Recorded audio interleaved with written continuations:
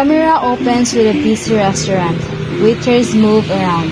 Customers chatting. Dugin carries a tray nervously. First lunch rush, huh? You'll be fine, gang. Just remember, stay calm and smile no matter what happens. Right. Stay calm, smile, better. She heads to a table where Mr. Rodriguez sits, checking his phone kitchen. Enjoy your food. He says the plate carefully. Mr. Rodriguez takes one bite and throws it.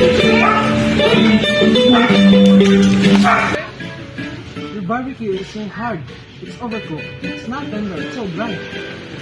Oh, I'm very sorry, sir. Let me fix that for you in the kitchen. Please do it fast. I don't have to try. Dugin nods and rushes to the kitchen. Chef is staring at his Impossible. I just made that 5 minutes ago. But I understand. He's hungry. Could we remake it? Fine. But next time, tell him to eat faster.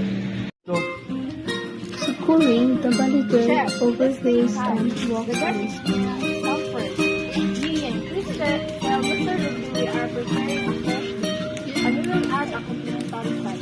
Yes, ma'am. Thank you. The Dugin approached the table calmly. I'm truly apologize for the inconvenience. Our chef prepared a fresh plate for you. We also include a complimentary drink.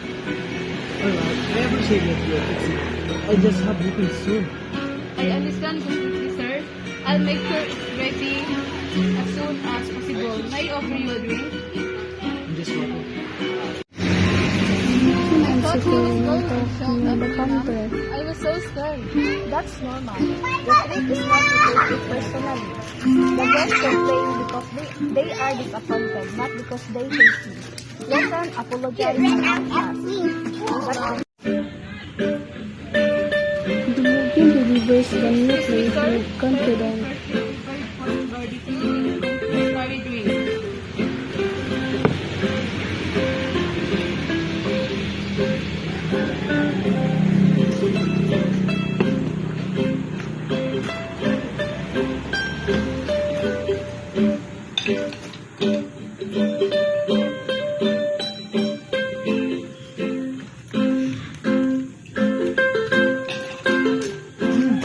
Much better. May I know your name? I'm Yang. Yang, thank you for your service. It's so good. You did it well. I'm glad to hear that, sir. Thank you for giving a chance with us. Good job.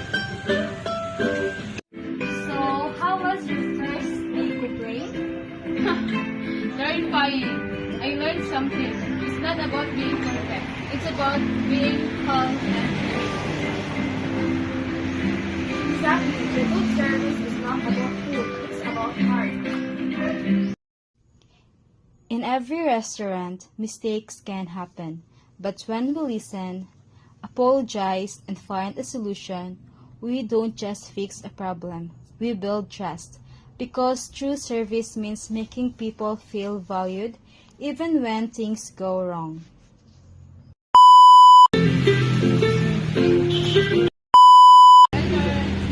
Pork barbecue.